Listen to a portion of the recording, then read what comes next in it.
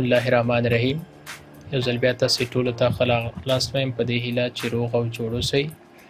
دوستانو لکه څرنګه چې په تیرو ویډیوګانو کې تاسو ته د کمپیوټر بعضې په زړه پورې ټریکونه ښودلي ول، په دې هیله چې ستاسو د خوښې وړ ګرځېدلي وي. په نننۍ ویډیو کې راځو موږ سټارټ اخلو د مایکروسافټ ایکسل پروګرام نه.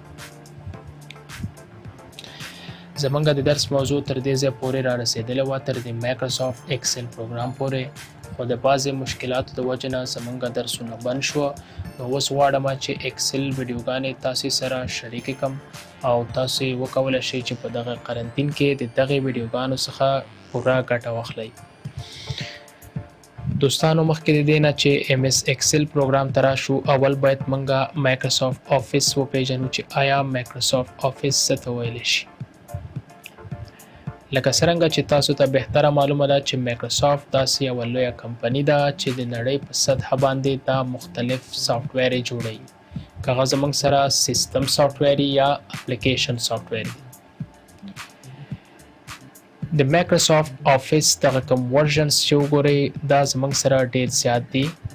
یعنی که چېرته هم تاسو په مارکیټ کې وګورئ د مایکروسافټ آفیس 1997 یعنی 1990 څخه تر مایکروسافټ آفیس 2019 پورې د دې دغه کوم ورژنز تاسو پیدا کوی شئ. دوستانو راځو اوس موږ په مایکروسافټ آفیس پیکیج باره کې خبرې کوو چې په ده کې تاسو کم کم پروګرامونه وای او په ده کې کم کم پروګرامونه شامل دي.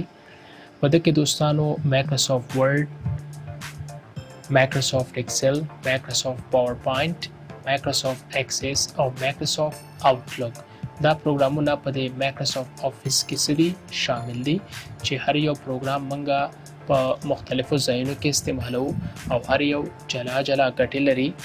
نو په نننۍ ویډیو کې به منګه چې شروع کوو هغه ایم ایس ایکسل پروګرام دی.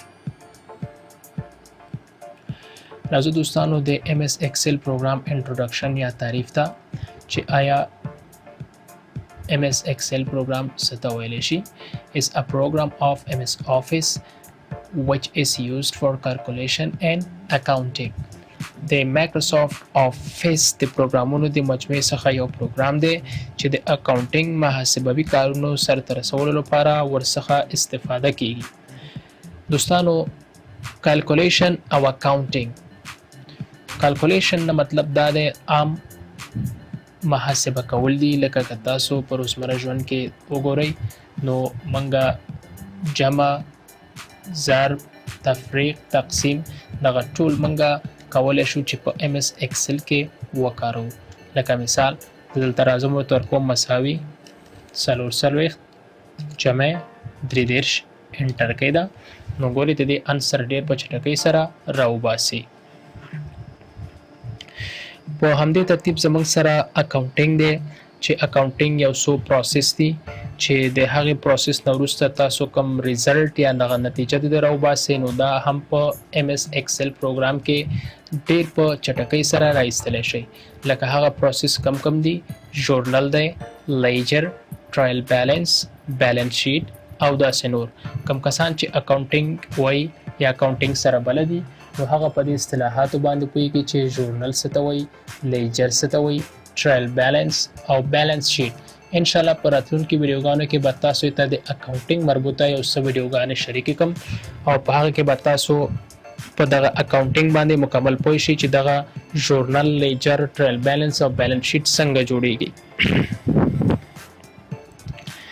دوستانو مایکروسافټ ایکسل اکثره خلک خپل دفاترو او ورځني ژوند کې د حساب او محاسبې لپاره کاروي.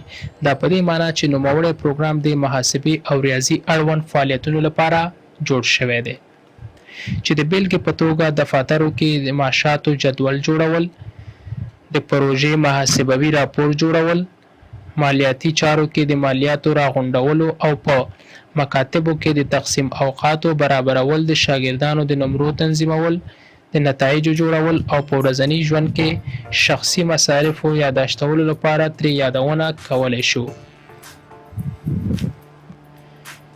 دوستانو په کمپیوټر کې هر یو پروګرام ځان ته ایکستنشن لري چې په ایکستنشن سره وینډوز هر یو فایل پیژني.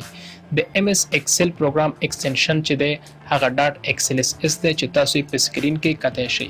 نو که سبا تاسو نه څوک پوښتنه وکړي چې د ایم اس ایکسل پروګرام ایکستنشن څه دی نو تاسو وتولی شئ چې ایکسل اس ایکس دا د ایکستنشن دی. اوس راځو دوستانو how to open MS Excel program in Windows. د MS Excel program د خلاصولو طریقې په Windows کې دوستانو موږ کولای شو چې په درې طریقو سره MS Excel program خلاص کو. لومړی شرط پکې دا دی چې تاسو سره د افیس په کمپیوټرونو کې انسټالي او د انسټالیشن نه وروسته تاسو کولای شئ چې د هغې کوم پروګرامز چې دي هغه تاسو په کمپیوټر کې خلاص کړئ. راځو نمبر 1 د سرچ د رن کمانډ لارې نه موږ د MS Excel پروګرام د خلاصولو طریقه رن کمانډ ته براشي په وینډو کی پلس آ سره او دلته ورته ورکې Excel او د نو پس تاسو دا اوکې کوي نو تاسو سره به ایکسل پروګرام خلاص شي. په همدې ترتیب کچه د زراشم په دغه سٹارټ بٹن باندې کلیک وکم بیا راشم سرچ ته او په سرچ کې ورته ورکم EXCEL سپیل ته تاسو متوجه شئ چې سپیل کې څه غلطي تاسو نه ونه شي نو تاسو ورته دې ځای کې ایکسل ورکې کلیک کې ور باندې دا به څه شي خلاص بشي. د ټولو نه ښه طریقه هغه د شارټ کټ طریقه ده چې تاسو کولی شئ د شارټ کټ په تھرو MS Excel پروګرام خلاص کړئ. اکثره خلک دا غواړي چې زه د خپل پروګرام دپاره یو شارټ کټ باید جوړ کړم چې وکولی شم په تیزۍ سره هغه خلاص کړم. نو د شارټ کټ میتھډ زموږ سره داسې دی دوستانو چې رابشئ تاسو په دې سرچ بټن باندې کلیک وکړئ وبخئ تاسو به کلیک وکړئ په دغه سٹارټ بټن باندې بیا به راشئ سرچ ته. په سرچ کې به تاسو دوستانو دلته ورته ورکئ ایکسل بیا به راشئ په دغه رایټ کلیک وکړئ اوپن فایل لوکیشن ته به راشئ. په اوپن فایل لوکیشن کې تاسو وګورئ دلته زموږ سره ډېر زیات پروګرامونه دي. د دې جملې څخه به تاسو رایټ کلیک وکړئ په ایکسل پروګرام باندې بیا به راشئ پراپرټیز ته.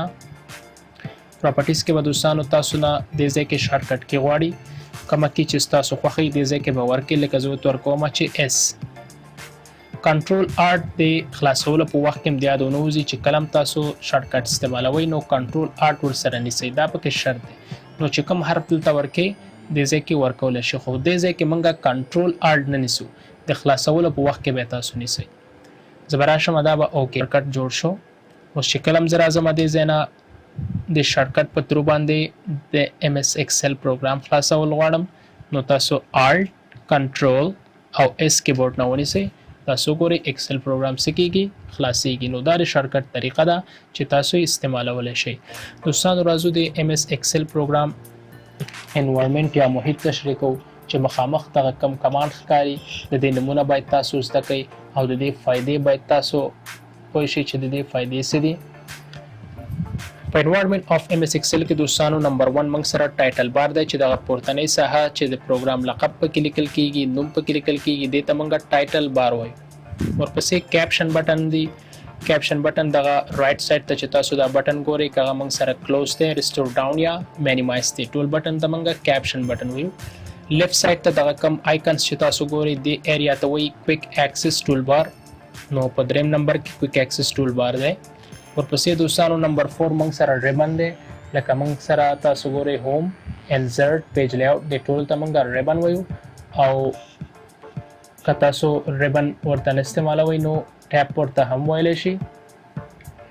په هر یو ریبن کې دوستانو جلا جلا کمانډ شامل دي چې دې کمانډ ته موږ سب ګروپ کمانډ وایو. لکه تاسو ګورئ د انسرټ ریبن ځان ته کمانډ دي پیج لیاوټ ځان ته کمانډ دي او داسې نور دې کمانډ ته موږ سب ګروپ کمانډ وایو. ورپسې دوستانو راځو نیم باکس ته. شپږم نمبر کې نیم باکس دی چې دغه ایریا ته دغه کونج کې چې ښکاري دې ته نیم باکس وایي چې د هر یو سیل ریفرنس یا د یو خانې اډرس تاسو ته ښایي. لکه مثلا که زه راشم دلته کلیک وکړم تاسو ګورئ G25 نو دا ماته راکوي دا نیم باکس د هر یو خانې نوم تاسو دې ځای کې کتی شئ. ورپسې دوستانو نمبر 7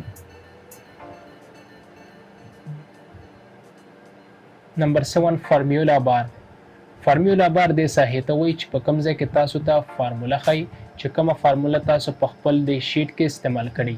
لکه مثال که چېرته راشم زه دې ځای کې ورته ورکړم څه عدد زه دې ځای کې اډ کول غواړم، لکه دا مې دلته ورکړه. اوس زه غواړم چې د دې ټوټل یا مجموعه وباسم، نو دې ځای کې به ودرېږئ مساوي SUM سم به زه ورته ورکړم او د نه به وروسته دغه څومره ویلیوز چې دي دا به زه انتخاب کړم او بیا به کیبورډ نه انټر کړم. نو تاسو ګورئ د دې هغه مجموعه راووته. اوس دوستانو که تاسو دا معلومول غواړئ چې په دې کې زموږ سره په دغه اعدادو کې فارموله په کوم ځای کې اپلای شوې. اوس که دلته زه کلیک وکړم فارمولا بار کې ماته راکوي چې تاسو سم فنکشن کارولی دی. نو دغسې که تاسو هر فنکشن کار کړئ په MS Excel کې، هغه تاسو ته دا فارمولا بار ښیي چې تاسو کوم فنکشن په دې ځای کې استعمال کړی دی. نو دا د فارمولا بار کار دی. ورپسې دوستانو سکرال بار دی چې تاسو یې دې ځای کې کتی شئ چې د په واسطه موږ دغه ورقه پورته وړلی شو او بیرته یې ښکته راوړی شو. دې ته موږ سکرال بار وایو چې هم افقي او هم عمودي دواړه په دې ځای کې شامل دي. ورپسې دوستانو سټیټس بار دی چې تاسو ګورئ دغه لاندنۍ ساحې ته په MS Excel کې دې ته سټیټس بار وایي په کوم ځای کې چې دغه شیټ شامل دي. نو دې ځای ته موږ سټیټس بار ویلی شو. نمبر 10 زموږ سره زوم سلایډر بار دی چې په زوم سلایډر بار کې موږ کولی شو چې دا پیج زوم ان او زوم آوټ کو.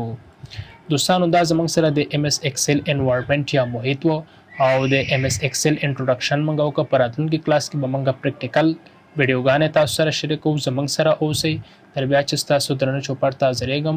په لوی او بخښونکي الله مو سپارم.